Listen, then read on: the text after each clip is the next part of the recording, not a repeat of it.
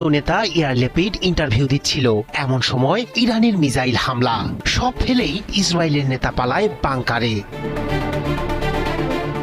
ইসরায়েলের গর্ব শক্তিশালী আকাশ প্রতিরক্ষা ব্যবস্থা আয়রন ডোমকে বুড়ো আঙ্গুল দেখিয়ে নেতানিয়াহুর মাটিতে মিসাইল ঝড় তুলল ইরান। হামলার জবাব ও সর্বোচ্চ নেতা আয়াতুল্লাহ আলী খামেনির হত্যার প্রতিশোধে বিধ্বংসী জবাব দিয়েছে তেহরান।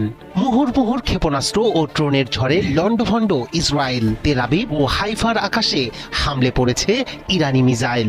ধোঁয়ায় ঢেকে গেছে স্কাইলাইন। ঘর ছেড়ে বাংকারে আশ্রয় নিয়েছে মানুষ, রাস্তায় ছড়িয়ে আছে ধ্বংসস্তূপ। ইরান বলছে এটি প্রতিশোধের শুরু মাত্র। এক রাতেই বদলে গেছে যুদ্ধের মানচিত্র, আর মধ্যপ্রাচ্য দাঁড়িয়ে আছে নতুন এক অনিশ্চয়তার দোরগোড়ায়। ইরানে হামলা ও সর্বোচ্চ নেতা আয়াতুল্লাহ খামেনিকে হত্যার জবাবে ক্ষেপণাস্ত্র ও ড্রোনের ঝড় তুলেছে ইসলামী বিপ্লবী গার্ড আইআরজিসি। রোববার ভোরে শুরু হওয়া এই হামলায় লন্ডভন্ড গুরুত্বপূর্ণ শহর ও সামরিক স্থাপনা।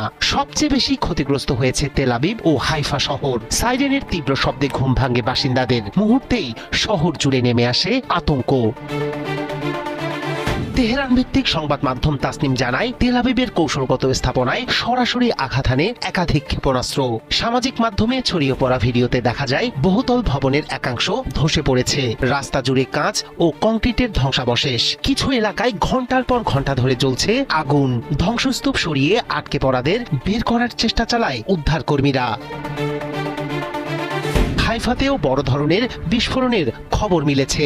বন্দর সংলগ্ন শিল্প এলাকা ও আশপাশের অবকাঠামোয় আঘাতের পর ঘন কালো ধোঁয়ায় ঢেকে যায় আকাশ। প্রত্যক্ষদর্শীরা জানিয়েছেন বিস্ফোরণের শব্দ কয়েক কিলোমিটার দূর থেকেও শোনা গেছে। শক্তিশালী আঘাতে বেশ কিছু এলাকায় সাময়িকভাবে বিচ্ছিন্ন হয়ে পড়ে বিদ্যুৎ সরবরাহ। ইসরায়েলি কর্তৃপক্ষ জানিয়েছে অনেক ক্ষেপণাস্ত্র আকাশ প্রতিরক্ষা ব্যবস্থা প্রতিহত করলেও বেশ কয়েকটি জনবসতিপূর্ণ এলাকায় আঘাত এনেছে। জরুরি অবস্থা জারি করা হয়েছে হাসপাতালগুলোতেও। আহতদের দ্রুত চিকিৎসার জন্য প্রস্তুত শহরের প্রধান মেডিকেল সেন্টারগুলো। হামলার সময় তেল আবিব ও হাইফার বাসিন্দারা ছুটে যান আন্ডারগ্রাউন্ড শেল্টার ও বাংকারে। বহুতল ভবনের নিচতলার সুরক্ষিত কক্ষে আশ্রয় নিয়েছে বহু পরিবার।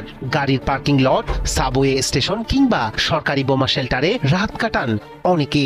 ইরানি হামলায় দিশেহারা নেতানিয়াহু প্রশাসন, তাই তো সাময়িকভাবে বন্ধ রাখা হয় স্কুল, অফিস ও গণপরিবহন। ইরান দাবি করেছে এই হামলা তাদের প্রতিশোধমূলক অভিযানের অংশ। তেল আবিবের আলোচিত স্কাইলাইন এখন ধোঁয়ায় আচ্ছন্ন। হাইফার আকাশে ভাসছে বিস্ফোরণের ধ্বনি। এক রাতেই বদলে গেছে চেনা দৃশ্যপট। সামনে কি অপেক্ষা করছে তা নিয়ে উৎকণ্ঠায় পুরো অঞ্চল।